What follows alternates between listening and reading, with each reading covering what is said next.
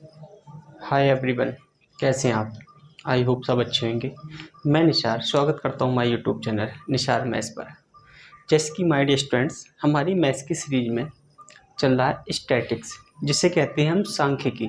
ठीक है, उसमें मैंने कुछ बेसिक क्लासें कराई हैं। अब मैं करा रहा हूँ प्रीवियस ईयर के क्वेश्चन। ठीक है, और ये मेरी मैथ्स की सीरीज, और ये टॉपिक जो है स्टैटिक्स वाला, ये टॉपिक यूपी लेखपाल, UP TGT, NDA, CDS, banking, SSC, in exam का सिलेबस मैंने देखा है, इनके लिए बहुत ज़्यादा यूज़फुल रहने वाला है। ठीक है, और जो भी क्वेश्चन आ रहा है मेरा, हर एक क्वेश्चन मेरा प्रीवियस का आ रहा है। मैं डेट नहीं लिख रहा हूँ। ठीक है, बाकी ये मत सोचिएगा कि प्रीवियस नहीं है, तो आपको एग्ज़ाम ओरिएंटेड पढ़ाया जा रहा है।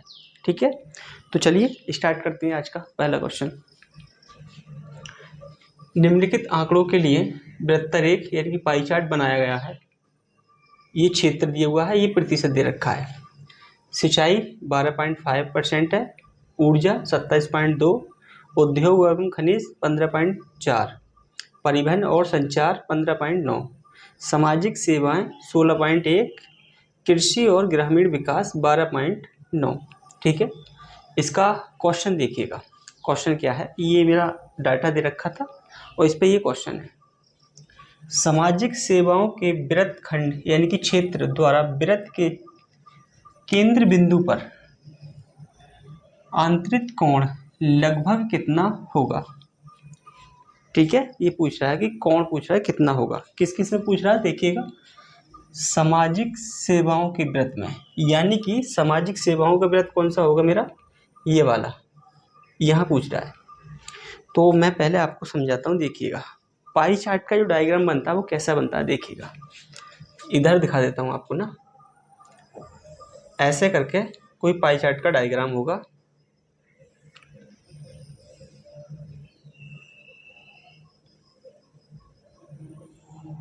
ठीक है, ऐसा कोई पाई चार्ट का डायग्राम होगा। उसमें क्या है, ये जो होता है ना सारा मेरा एंगल, ये वाला यहाँ तक का, ये एंगल जो होता है मेरा, ये होता है मेरा 360 का। ठीक है, ऐसे लिख देता हूँ थोड़ा, कितना होता है ये 360 डिग्री का होता है। ठीक है, 360 डिग्री का। और ये जो होती है, ये परसेंटेज दे रखी है, ये यहाँ तक होगी कितना 100% होगी। कितना होगी 100% होगी। तो इसमें ऐसे ही दे रखा होगा, देखो कितने खाने हैं, 1 2 3 4 5 6, 1 2 3 4 5 6 हो गए हैं। मैं ऐसे ही मान लेता हूँ, कोई भी होगा। ठीक है, ये 12 का है 12.5, ये कितने का 27.2, इसको मान लेता हूँ, नहीं बड़े को मानते हैं 27.2। ठीक है, और उसके बाद में ये 15.4 और 15.9 और ये 16.1,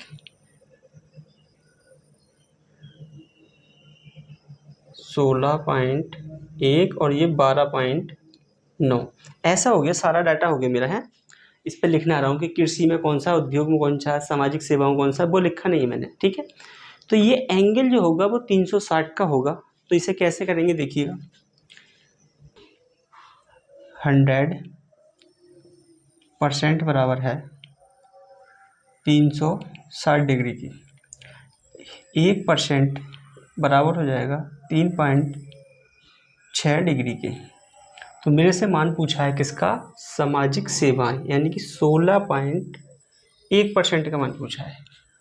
तो 16.1% गुणा करना है मुझे 3.6 से। तो देखो 16 तिया 48, आंसर मेरा 48 से बड़ा होगा। तो ये भी नहीं होगा, ये भी नहीं होगा। देखो 16 तिया 48 और पॉइंट पॉइंट की गुणा और करनी है, यानी 48 से मेरा आंसर क्या होगा, बड़ा होगा। तो मेरा छोटा तो हो नहीं सकता, दो ऑप्शन कट गए मेरे। तीसरा ऑप्शन बहुत बड़ा है, तो मेरा ऑप्शन 48 के आसपास मुझे एक ही दिखाई दे रहा है 58। ठीक है, लगभग में पूछा है। तो देखो जब मैं इसकी और इसकी गुणा करूँगा, ठीक है, तो ये आएगा मेरा 57.96। ठीक है, लगभग इतना आएगा ये डिग्री में, ठीक है। तो ये हम 58 कह सकते हैं, थोड़ा सा कम है, 4.4 डिग्री कम है 58 में के लिए। उसने लगभग में ही पूछा था मेरा, तो कितना है आंसर मेरा, 58 आंसर है, ठीक है। तो माय डियर स्टूडेंट्स, आप लोग इसको एक बार कॉपी कर लें, फिर हम अगले क्वेश्चन पे चलते हैं।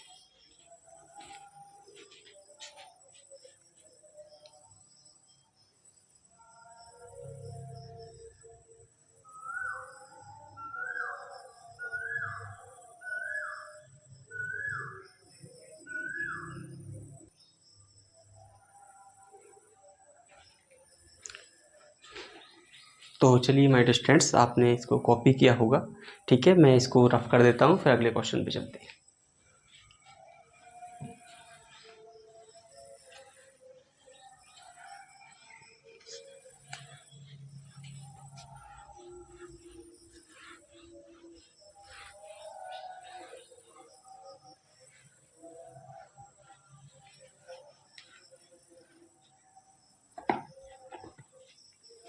तो चलिए माय डियर स्टूडेंट्स, अपना नेक्स्ट क्वेश्चन देख लीजिएगा।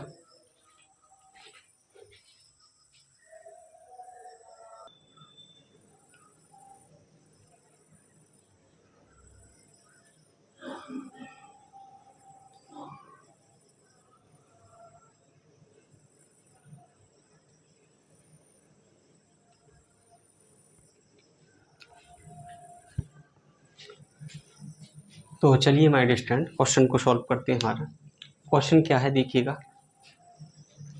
व्युत्क्रम विचरण की निम्नलिखित सारणी में ए बी सी क्रमशः मान दिए गए हैं, ठीक है। यानी कि ए बी सी के मान क्या है, मेरे से ए बी सी के मान पूछे हैं। ये ए है, ये सी, ये बी और ए, इनके मान पूछे मेरे से। इन मान को निकालने से पहले मैं आपको एक चीज़ बताना चाहूँगा, ध्यान से सुनिएगा जो चीज़ मैं बताने के लिए जा रहा हूँ, ठीक है। आपको मैंने शायद बताई है, नहीं बताई है, एक चीज़ बताई थी मैंने, क्या देखिएगा, प्राइज समानुपाती रहता है किसके, वेट के। अगर मैं समानुपाती का चिन्ह हटाऊंगा, ठीक है, इसको बोलते हैं हम, ठीक, इसको बोलते हैं हम डायरेक्ट प्रोपोर्शन, ठीक है, डायरेक्ट प्रोपोर्शन बोलते हैं। अगर ये समानुपाती का चिन्ह हटाता हूं मैं, तो P बराबर होगा K स्क्वायर, सॉरी, ठीक है, W स्क्वायर। W का मतलब जो है यहाँ पे क्या है, मैं बताता हूँ आपको, ये है वेट, ठीक है, और यहाँ पे जो है ये है मेरा प्राइस, ठीक। एक सवाल था जिसमें कहा था, एक ऐसे गोल्ड करके सवाल था, एक है सोने और चांदी की बात कही गई थी, ठीक है। क्या है, प्राइस के समानुपाती क्या होता है, वेट है, ठीक है। अगर मैं ये हटाता हूँ मैं, ठीक है, तो एक मुझे कांस्टेंट लेना पड़ेगा। वो कांस्टेंट क्या है, यहाँ पर के ले रखा है मैंने कांस्टेंट, ठीक है, जिस कांस्टेंट की हम बात कर रहे हैं। एक चीज़ क्या होती है देखिएगा, स्पीड, इसको बोलते हैं हम इनवर्स प्रोपोर्शन,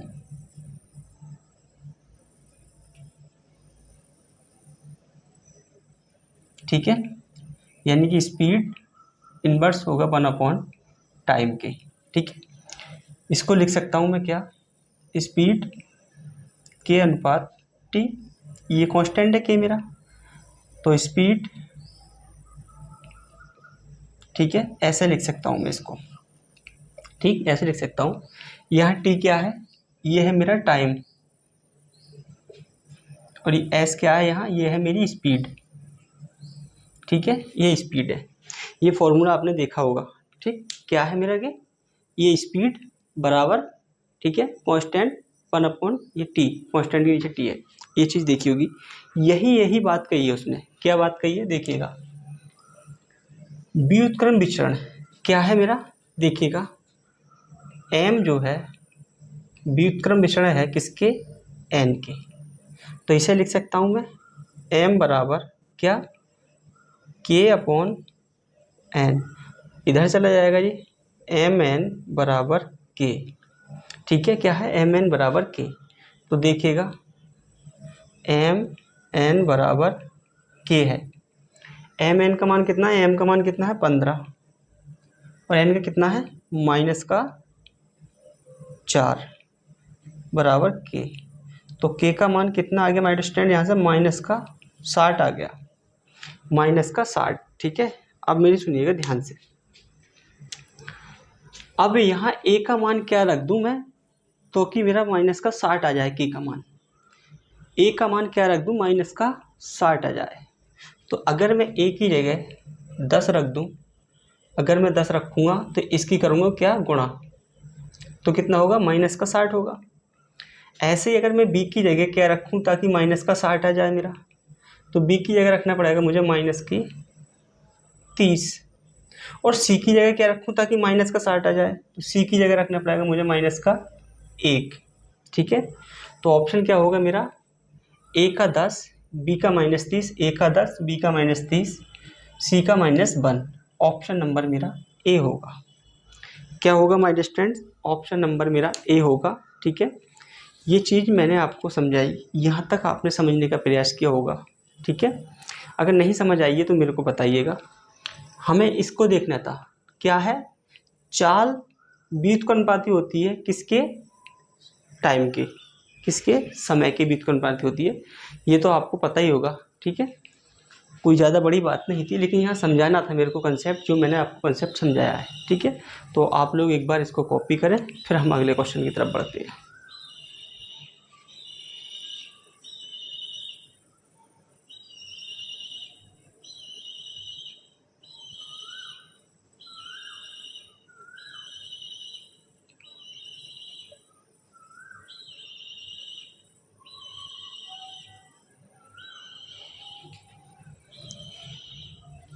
तो चलिए माय डियर स्टूडेंट्स, आप लोगों ने इसको भी कॉपी कर लिया होगा, अपनी नोटबुक में कॉपी जरूर करते रहिएगा।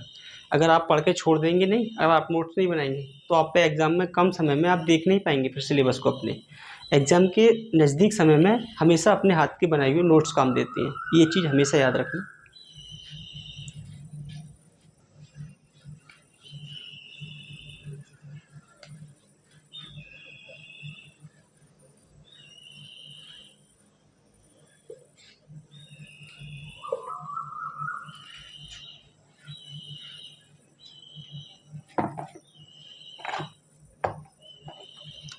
तो चलिए माय डियर स्टूडेंट्स, अपना नेक्स्ट क्वेश्चन देख लो।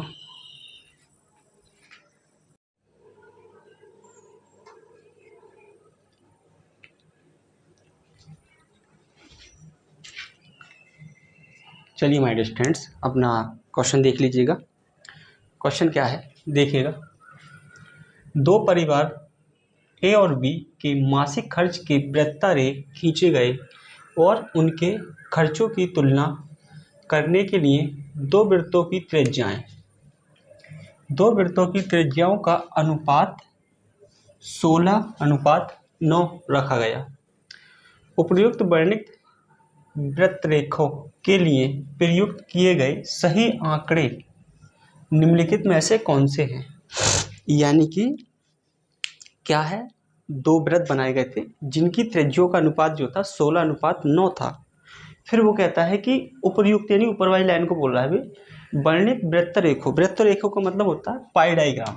ठीक है, इसका मतलब क्या होता है, ठीक है, पाई डायग्राम्स है नहीं। तो कह रहा है कि इसमें से जो नीचे दे रखे हैं, ये आंकड़े जो दे रखे हैं, इनमें से बताओ कौन सा सेटिस्फाई कर रहा है, यानी कि कौन से का अनुपात 16:9 आ रहा है। देखिएगा कैसे होंगे, ऐसे दे रखे होंगे दो। ठीक है, एक ही हो गया और एक ही होगा।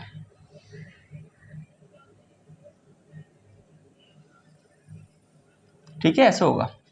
तो एक की जो त्रिज्या होगी वो कितनी होगी 16, और दूसरे वाले की जो त्रिज्या होगी उसकी होगी कितनी 9। ठीक है, तो ऐसे अनुपात कह रहा है, किसका अनुपात 16 और 9 का है, वो चीज़ पूछ रहा है मेरे से। ठीक है, तो देखो अगर मैं ए का देखता हूँ, 3 0 से 3 0 कट जाएंगे, 16 और 9 का ए का आ रहा है। ठीक है, ये आंसर हो सकता है। ठीक है, आगे देखते हैं।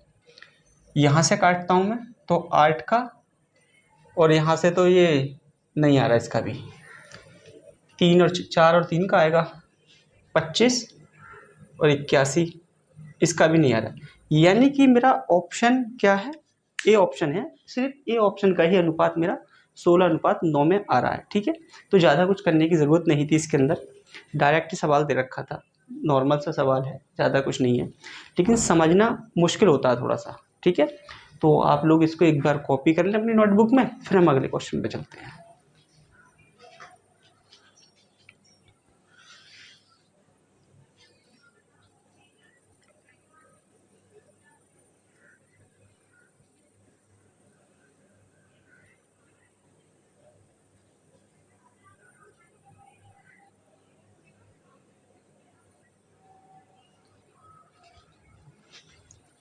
तो चलिए माय डियर स्टूडेंट्स, मैं इसको रफ कर देता हूँ और फिर उसके बाद में आगे चलते हैं हम लोग।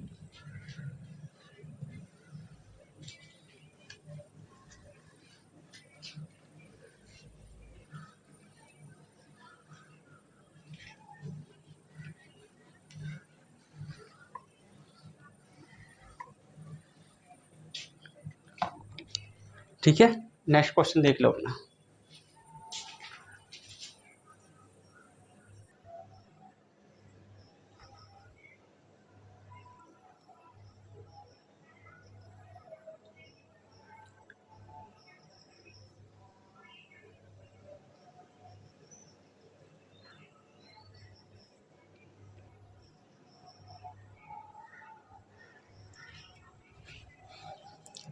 तो चलिए माय डियर स्टूडेंट्स, अपना अगला क्वेश्चन देखिएगा। क्वेश्चन क्या कहता है, ये जो एग्ज़ाम के क्वेश्चन है सारे, ये भाषा रिलेटेड क्वेश्चन हैं और भाषा रिलेटेड क्वेश्चन पकड़ना बहुत मुश्किल होता है। ठीक है, ये स्टेटमेंट की फॉर्म में क्वेश्चन दे दिया है, प्रीवियस का आया हुआ क्वेश्चन है ये।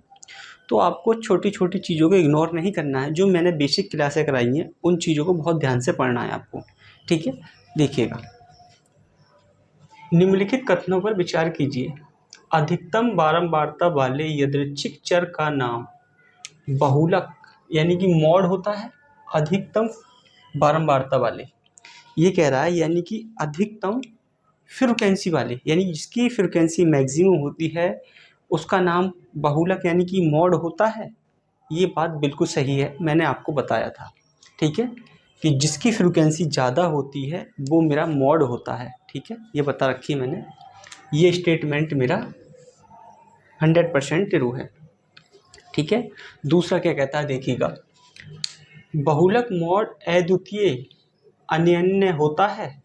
यानी कि बहुलक जो है वो अद्वितीय, यानी कि उसके अलावा कोई और नहीं होता, नहीं उसके अलावा कोई और हो सकता है। अगर बहुलक यानी कि मॉड अगर एक है मेरा कोई, तो उसके अलावा कोई और मेरा मॉड हो सकता है। ठीक है, यानी कि मॉड इज यूनिक।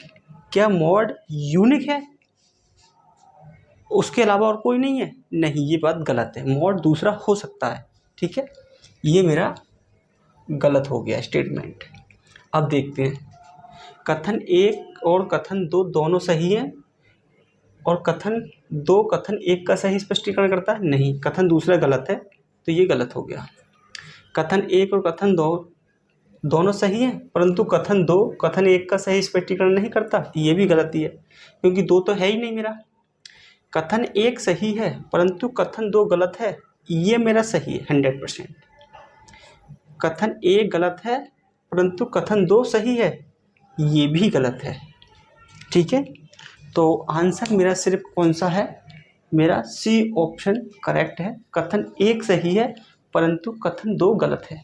अब देखिएगा कि मॉड 1 से अधिक हो सकता है, ये मैंने आपको बताया था। ठीक है, कैसे देखिएगा, थोड़ा सा बता देता हूँ मैं। ठीक है, ये मैंने मान लिया, क्या कोई आंकड़े दे रखे हैं। ठीक है, ऐसा मान लो 5 6 7 8, ये मैंने देख लिया। ठीक है, आंकड़े x मान लिए मैंने। ठीक, यहाँ मेरी फ्रिक्वेंसी दे रखी है 3 2 7 5। ठीक है, और यहाँ भी मान लेता हूँ मैं, क्या देखो 4 और 4 मान लेते हैं। ठीक है, यहाँ कर लेते हैं 5, ये हो गया मेरा 5। अब यहाँ देखना आप क्या था वहाँ बताया था मैंने क्या कि अधिकतम फ्रिक्वेंसी वाला क्या होता है, मेरा मॉड होता है। ठीक है, तो अधिकतम फ्रिक्वेंसी किसकी ज़्यादा है, 5 इसकी है और 5 इसकी है, तो मेरा मॉड क्या हो जाएगा, देखिएगा मॉड मॉड हो जाएगा मेरा 6 और 8, क्योंकि ये भी मेरा अधिकतम फ्रिक्वेंसी है और ये भी अधिकतम फ्रिक्वेंसी है। इनका मतलब क्या है मैं आपको बता देता हूँ, क्या मतलब होता है इनका। ठीक है, अनग्रुप डाटा में करके बता देता हूँ। देखिएगा 5 आया है 3 बार, 5 5 5, 6 आया है 5 बार, 1 2 3 4 5। ठीक है, और यही देख लेते हैं 6। ठीक, अगर दिख रहा हो तो देख लेना है। 6 कितनी बार आया है, 5 बार, तो 1 2 3 4 5 ये मिटा दो हैं। 6 कितनी बार आया, 5 बार। फिर 7 कितनी बार आया है, 4 बार, 1 2 3 4। 8 कितनी बार आया है, 5 बार, 1 2 3 4 और 1 5। ठीक है, तो हम ऐसे ही तो ऐसी टेबल बनाते थे, तो उसमें तो छांटते थे कि जो अधिकतम बार आता है, जो सबसे ज़्यादा बार आया हुआ होगा, वही मेरा क्या होता था, मॉड होता था, यानी कि बहुलक कहलाता था। ठीक है, तो देखो सबसे ज़्यादा बार कौन कौन सी आया हुआ था, देखो 1 2 3 4 5। 6 जो है वो कितनी बार आया हुआ है, 5। और देखो 1 2 3 4 5 और 8 भी मेरा कितनी बार आया हुआ है, 5 बार आया हुआ है।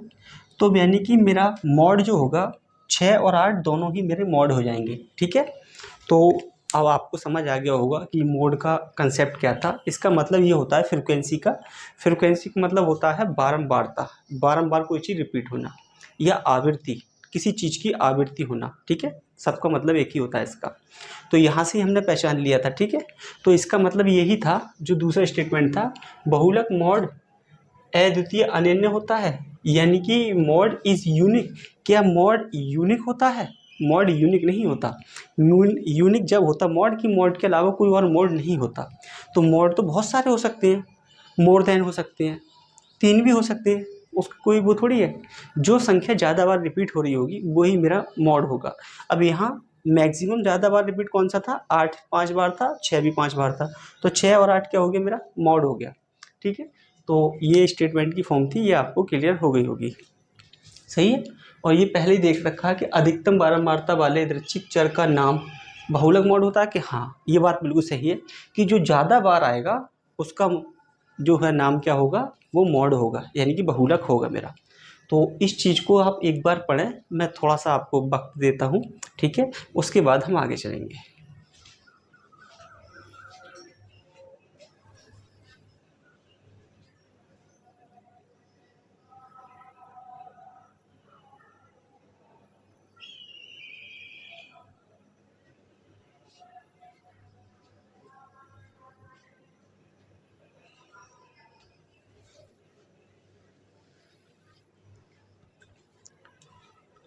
तो चलिए माय डियर स्टूडेंट्स, आप लोगों ने इसको कॉपी कर लिया होगा, पढ़ा भी होगा, मैं इसको रफ कर देता हूँ।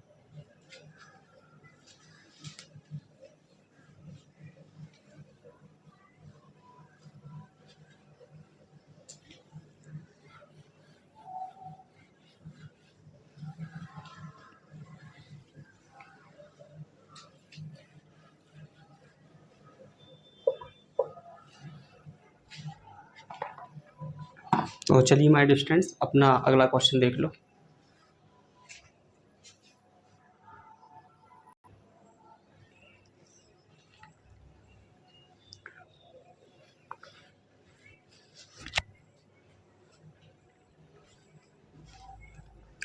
तो चलिए माय डियर स्टूडेंट्स, एक और क्वेश्चन लैंग्वेज बेस्ड है हमारा, उसको देखिएगा, बहुत ध्यान से समझिएगा, समझने में बहुत मुश्किल होती है ये क्वेश्चन ना।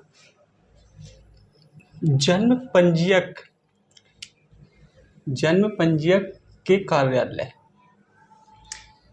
से एक विशिष्ट वर्ष के विभिन्न महीनों के दौरान एक विशिष्ट स्थान में जीवित जन्मों यानी कि प्रसवों की कुल संख्या प्राप्त की गई। उपात्त उपात्त मानी यानी कि आंकड़ों के इस समुच्चय को क्या कहा जाएगा। यानी कि क्या है, एक मेरा जन्म पंजीयक कार्यालय है, ठीक है, ऑफिस है मेरा, उसमें क्या है, अलग अलग महीनों में बच्चों का जन्म हुआ है, ठीक है, अलग अलग महीनों में बच्चों का जन्म हुआ है। तो उस जो डाटा है, जो आंकड़े आए हैं, उन आंकड़ों को जो समुच्चय है इकट्ठा कर लिया, यानी उनको हमने, तो उनको क्या कहेंगे हम, प्राइमरी डाटा, प्राथमिक, मुख्य यानी कि उपात्त, आंकड़े उपात्त माने, ठीक है। सेकेंडरी डाटा यानी कि गौण उपात्त या रिकॉर्डेड डाटा, अभिलिखित उपात्र, या काउंटेबल डाटा, गणनीय उपात्र, हम क्या बोलेंगे उसको, ठीक है। सबसे पहली क्लास में मैंने बताया था कि प्राइमरी डाटा क्या होती है, सेकेंडरी डाटा क्या होती है, ठीक है। मैंने वहाँ सिर्फ 2 ही डाटा की बात की थी, बाकी तो बेकार है, तो 2 ऑप्शन तो मेरे वैसे ही कट गए, ठीक है। इनको तो कोई दिक्कत ही नहीं है, रिकॉर्डेड डाटा या उसको, वहाँ सिर्फ डाटा जो होते हैं मेरे, वो क्या होते हैं, 2 ही डाटा होते हैं, एक प्राइमरी डाटा होता है और एक सेकेंडरी डाटा होता है, ठीक है। अब लड़ाई रह गई मेरी इनमें 2 में, ठीक है, क्या रह गई, तो मैंने बताया था अगर कहीं पर जाकर खुद अपने आप जाकर किसी चीज़ की सर्च करते हैं, किसी चीज़ का डाटा कलेक्ट करते हैं, उसे कहा जाता है प्राइमरी डाटा।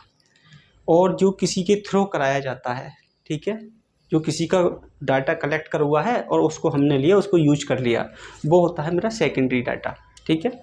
तो यहाँ जो है अलग अलग महीनों में जब बच्चों का जन्म हुआ होगा, उस महीने में इतने बच्चों का जन्म हुआ, उसमें इतनों का हुआ, उसमें इतना हुआ, जब वो लास्ट में डाटा जब कलेक्ट किया गया, जब इकट्ठा किया गया होगा, तो वो डाटा कहलाएगा मेरा सेकेंडरी डाटा।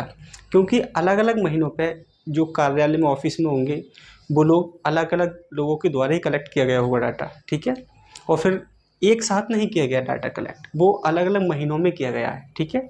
तो ऐसे डाटा को क्या बोलेंगे हम, सेकेंडरी डाटा बोलेंगे, ठीक है।